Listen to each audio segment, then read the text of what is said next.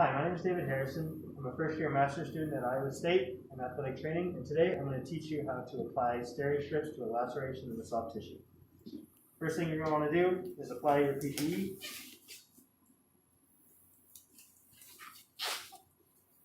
Next, you're going to want to make sure that the wound is completely clean. You can use alcohol prep pads or a benzoin solution, allowing it to dry. Next, you'll take your steri strips.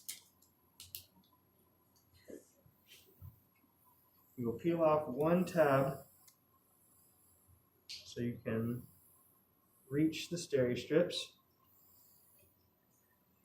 You will anchor one side of the laceration and pull to approximate the wound. You want to space your steri strips 2 to 3 millimeters apart across the wound.